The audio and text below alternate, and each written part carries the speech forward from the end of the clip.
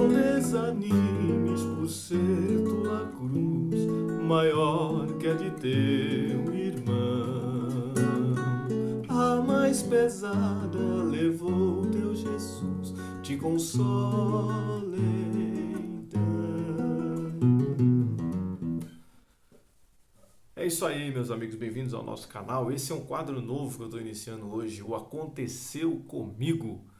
E eu comecei com esse trechinho desse louvor da harpa cristã, Mão ao Arado, para quem deseja ouvi-lo na íntegra, né? Eu comecei com esse trechinho onde ele diz: Não desanimes por ser a tua cruz mais pesada que a de teu irmão. Quantas vezes na igreja, no nosso convívio, a gente começa a medir a vida das pessoas, começa a medir a nossa vida e começa a fazer comparações. E a gente, se o nosso problema é financeiro, você olha para a vida do outro irmão que aparentemente não tem problema financeiro, você vai falar: olha, a vida dele é melhor, a cruz que ele carrega é mais leve do que a minha. Alguém que tenha dinheiro e olhe para a sua vida familiar, para a sua vida sentimental, vê você dentro de um casamento abençoado, de um casamento feliz, ele vai dizer: olha, aquela pessoa não tem problema no casamento, a cruz dela é mais leve ou menos pesada do que a minha. Nesse quadro Aconteceu Comigo, eu quero relatar para vocês. O ano era 1996, eu tinha 11 anos de idade. Eu já tocava na igreja desde os 10, já era músico na igreja, começando aí, um infante músico na igreja, quando eu recebi o convite de uma moça, de uma garotinha da minha idade, ela tinha 12 anos, para a gente se conhecer melhor, a gente conversar. E eu fiquei todo empolgado, eu achava ela bonita, né, loira e tal, e aí a gente começou a conversar e ela tomou a iniciativa aí de me dar o primeiro beijo, eu com 11, ela tinha 12, e a gente começou então o nosso namoro, o nosso singelo namoro, pelo menos da minha parte era, né? Enfim, quando a gente começou, isso não durou acho que nem um ano essa brincadeira aí. Com um pouco de um ano, os pais dela, que na verdade ela foi criada pelos tios, né? Ela foi criada por uma tia de sangue, desde que ela era neném, né? E pelo marido dela. Enfim, quando essa história veio à tona, que surgiu um murmúrio e tal, deu um reboliço e a reação, principalmente do tio, foi muito assim desproporcional. Ele nunca veio falar comigo, nunca veio tirar satisfação, né? E meu pai, quando soube que estava tendo esse desencontro aí, que o clima estava ficando meio ruim, meu pai resolveu me levar para uma outra congregação. Eu deixei de congregar aqui no bairro que eu morava e fui congregar do outro lado da cidade, onde a minha família, por parte de mãe, congregava. E aí cheguei por lá, me estabeleci, logo comecei a tocar, aí lá eu aprendi a tocar contrabaixo, virei o baixista oficial da igreja e tal. E enfim, essa história passou, essa história acabou, esse namoro, essa paixãozinha se foi e tal. Moral, com 21, 22 anos eu acho, não, uns 24 anos de idade, eu tinha uns 24 anos de idade, quando eu consegui ser motorista de ônibus circular aqui em São José dos Campos. E num desses dias, na trajetória, essa moça ela pegou o ônibus comigo, essa primeira namoradinha. E aí o coração disparou, sabe? A boca secou. E reencontrar uma pessoa assim depois de décadas, né? Mais de décadas, mais de uma década. E, e a gente conversou, mas não rolou nenhum flerte nem nada, a gente só conversou. Eu não me lembro se ela já estava casada ou se ela estava noiva na época, não sei, não me lembro de ter reparado na mão dela se tinha aliança ou não, enfim. Depois de um tempo, veio uma história trágica, veio uma revelação bombástica, principalmente por ser dentro do âmbito da igreja, né? Essa moça, a história que chegou a priori para as pessoas é de que no dia de núpcias, quando o namorado foi é, fazer ali a penetração, não tinha mais o ímen. E ela teve que justificar e explicar o porquê que ela não era mais virgem, e daí surgiu toda a história. Porém, conversas de bastidores, né?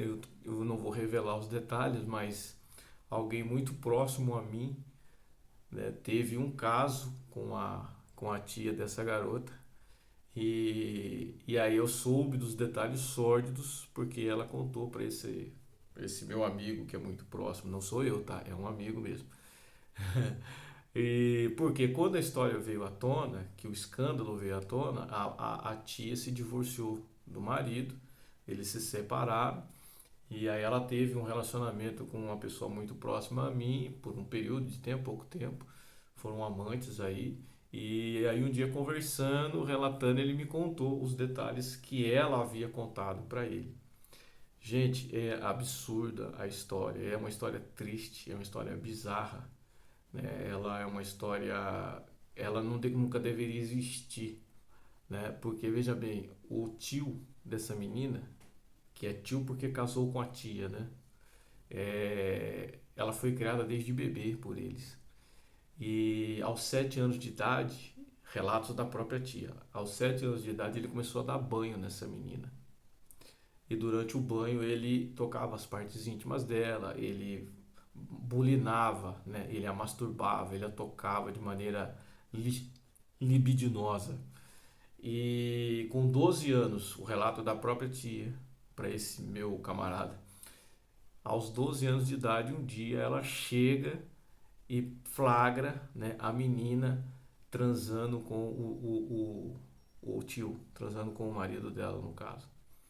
Né? Ela ainda relatou as cenas que ela estava por cima, né, fazendo o serviço e o cara todo esplêndido embaixo recebendo o sexo daquela menina de 12 anos de idade.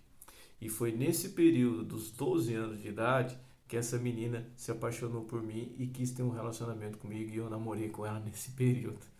Então eu acho que eu sou o corno mais jovem da história, sem saber.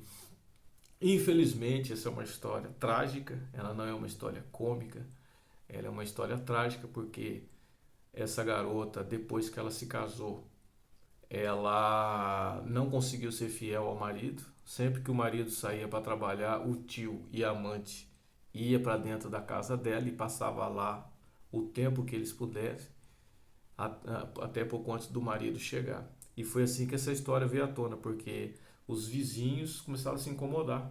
E aí chegaram para ele: ô meu, você sai todo dia para trabalhar, cara, o cara que entra aí, é tio dela, então, meu, o cara fica aí todo dia, bicho, e sai daqui quase na hora que você tá chegando, o cara vai embora. Então pensa só no nível de tragédia pessoal dessa família como um todo, né? Pensa na menina que ela começou a ser molestada com 7 anos de idade, com 12 ela já ser tratada como uma mulher, perder a sua virgindade, virar amante do próprio tio.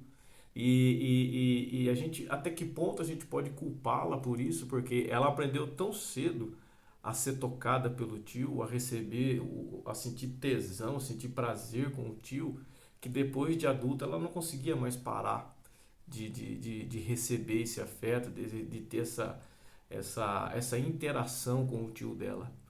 Então, assim, é muito fácil para a gente de fora julgar, estabelecer critérios e tacar pedras, mas é só Deus para saber, é só Deus para julgar, é só Deus para transformar a vida dessa pessoa, né? Pensa no rapaz que casou com ela, achando que ele estava se casando com uma moça pura, uma boa moça, né? Porque ela sempre foi muito simpática, ela nunca se vestiu de maneira vulgar, ela de longe, você não diz que ela tem esse tipo de comportamento jamais.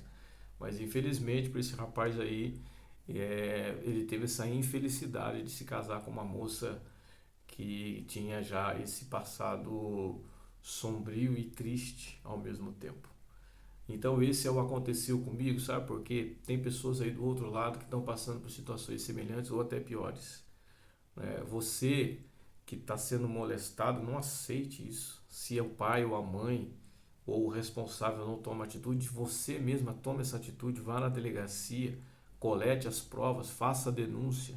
Não aceite uma vida depravada, uma vida que é sexual suja, porca, imposta a você pelos seus pais, pelos seus parentes, ou pelo pai adotivo, ou por um padrasto, ou por uma madrasta, como acontece.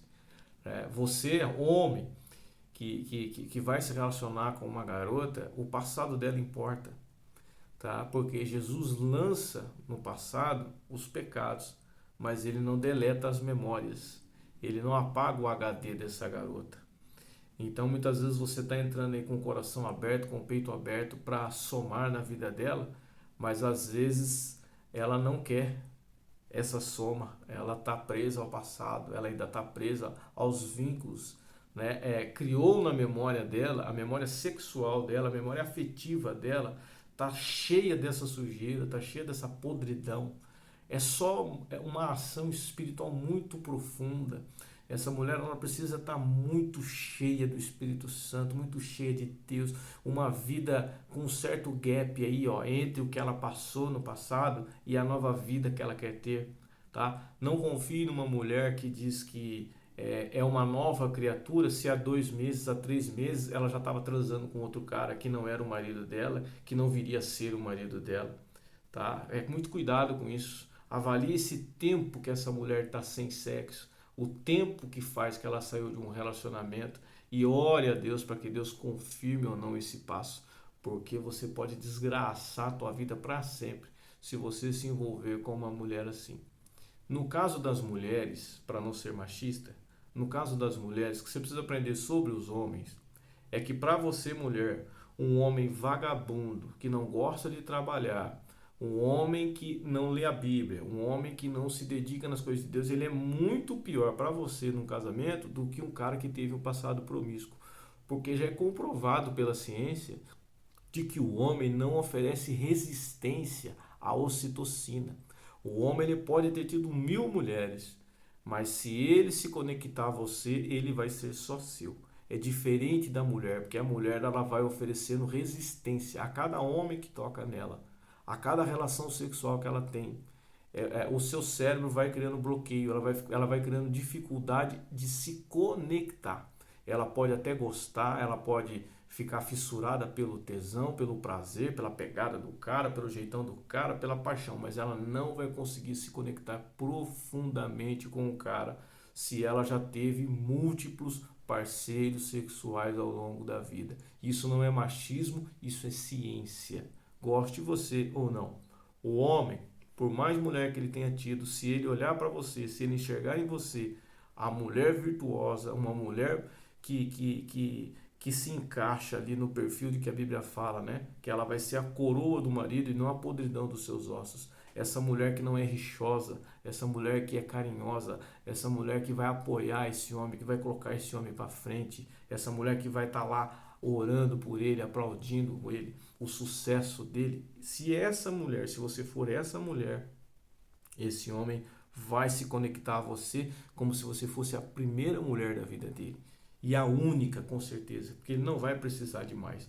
Um homem que tem em casa uma mulher que o admira, uma mulher que o respeita e uma mulher que enxerga nele o potencial que ele tem e valoriza esse potencial, essa é uma mulher insubstituível. E resumindo, de maneira frívola, mulherada, é o seguinte: quer ter um homem feliz, leal e conectado a você? Saco vazio e barriga cheia. E seja crente em Cristo Jesus. Não seja rixosa, não seja chata, não seja petulante e esvazie o saco dele. Faça sexo com ele, faça ele se sentir o homem que você quer que ele seja. E fica com essa palavra, encaminhe essa palavra, esse vídeo para pessoas que estejam vivendo em situações semelhantes, que estejam com crise no casamento, que esteja com crise existencial, que esteja passando por depressão, jovens que estão sozinhos, solitários, que já perderam o prazer de viver. Encaminhe esse vídeo para ele, porque esse vídeo pode transformar vidas. Que Deus em Cristo te abençoe. Até o próximo vídeo.